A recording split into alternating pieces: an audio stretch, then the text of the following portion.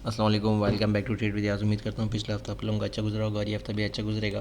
आज थोड़ी सी डिटेल से कवर करता हूँ गोल्ड को, क्योंकि गोल्ड में काफ़ी स्ट्रक्चर्स वगैरह जो चीज़ें हैं वो चेंज हो चुकी हैं और पिछले फ्राइडे को भी और थर्सडे को भी मार्केट में मैंने वीडियो अपलोड नहीं की थी, थोड़ी सी मसरूफियात थी उस वजह से। अच्छा, सबसे पहले अगर हम गोल्ड को स्ट्रक्चर भी समझने की कोशिश करेंगे, स्ट्रक्चर में समझने की कोशिश करें तो ये जो ऑर्डर ब्लॉक था, एक मार्केट ने हमेशा बुलिश जाते हुए मार्केट ने अपना एक हाई ब्रेक किया, फिर इस हाई को ये हाई लगाया, फिर मार्केट ने जब इसको ब्रेक कर दिया तो ये यहाँ पे हमारे पास आ गया चेंज ऑफ करेक्टर। तो यहाँ पे चेंज ऑफ करेक्टर आने के बाद मार्केट ने ये हाई लगाया, तो हमारे पास हाई पॉइंट ये हुआ डेली टाइम फ्रेम में, और लो वाला पॉइंट है ये हुआ जिसे हम 2 पॉइंट्स कहते हैं, सेकेंड नंबर का पॉइंट और थर्ड पॉइंट ये और 1 ये। तो ये हमारे पास एक हाई हुआ और ये लो हुआ इंट्राडे के हिसाब से।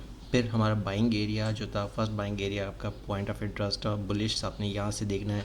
ऑर्डर ब्लॉक हमारा ये था जहाँ से बाई निकली मल्टीपल टाइम, लेकिन जैसे ही इसके नीचे क्लोजिंग आ चुकी है डेली टाइम फ्रेम में, तो अब बड़े टाइम फ्रेम में क्योंकि इसके नीचे क्लोजिंग आ चुकी है, तो अब आने वाली दिनों में हमें मार्केट इस बुलिश जो ब्रैकेट है 3167 3122 वहाँ तक जाती हुई नज़र आ सकती है। मार्केट हम नीचे तक जाती हुई आपको नज़र आएगी, लेकिन ये डेली टाइम फ्रेम का बता दिया। लेकिन ऊपर यहाँ से रिवर्स कब हो सकती है पॉसिबल, अगर मार्केट ऊपर 3348 का एरिया, इस कैंडल जो रेड कैंडल है इसका हाई ब्रेक कर देती है डेली टाइम फ्रेम में, तो फिर market again bullish momentum continue कर सकती है। अगर ये वाला हाई ब्रेक नहीं करती, ये सेफ रहता है 30, इस कैंडल का हाई 3348 ब्रेक नहीं होता, तो फिर मार्केट अपने इसी ही रीजन तक आ सकती है 3167। ये डेली टाइम फ्रेम में बता रहा हूँ। तो डेली टाइम फ्रेम में आपको डायरेक्शन मिल गई है, डाउन साइड है इस ब्रैकेट तक, बशर्ते ये कि मार्केट ऊपर का जो ये 3150 का एरिया वो ब्रेक ना करे।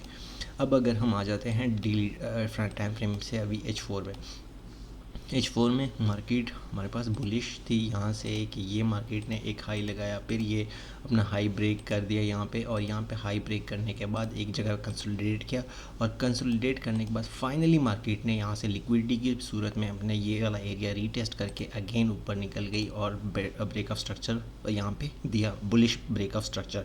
बुलिश ब्रेक ऑफ स्ट्रक्चर के बाद मार्केट ने इस एरिया को सस्टेन किया, और अब फाइनली मार्केट ने इस एरिया को 3300 के एरिया को ब्रेक कर दिया।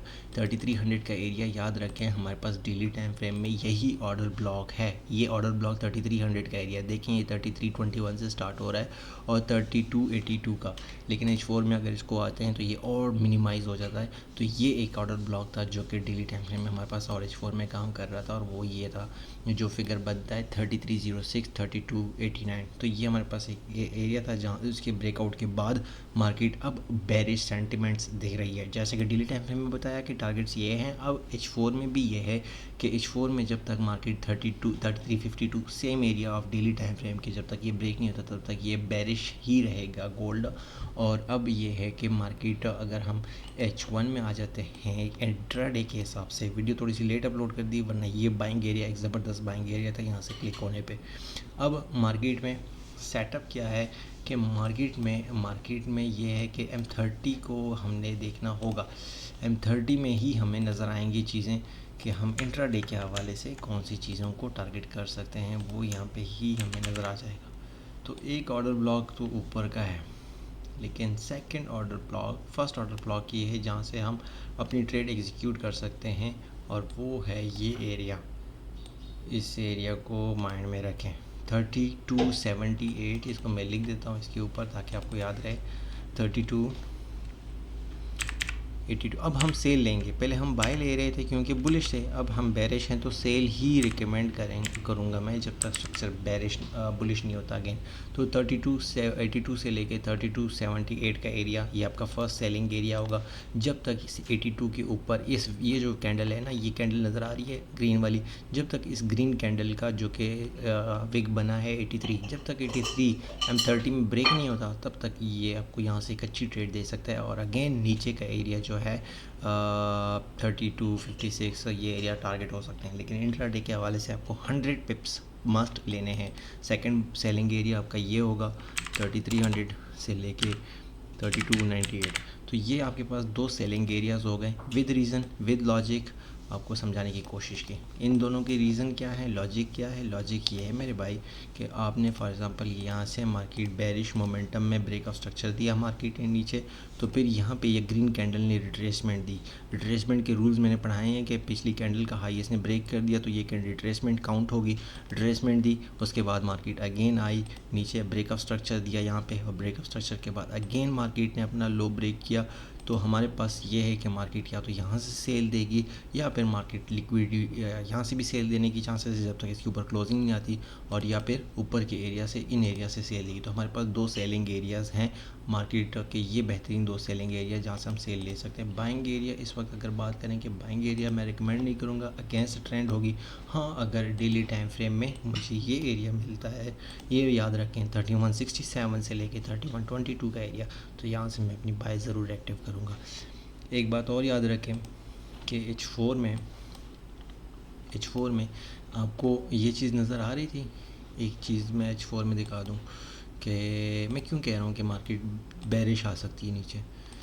मार्केट ने एक ट्रेंड लगाया, ट्रेंड लाइन मैंने ड्रॉ किया यहाँ पे। मार्केट ने यहाँ से ऊपर हाई हाई हाई हाई, जैसे ही इस लो को ब्रेक किया मार्केट ने, तो पहले इस लो को स्वीप किया, ये चेक करें, पहले यहाँ आके रिट्रेस किया, फिर यहाँ से पंप, फिर यहाँ रिट्रेस किया, नहीं किया, यहाँ से रिट्रेसमेंट दोबारा आई, तो मार्केट अपने लो को आ जाती है।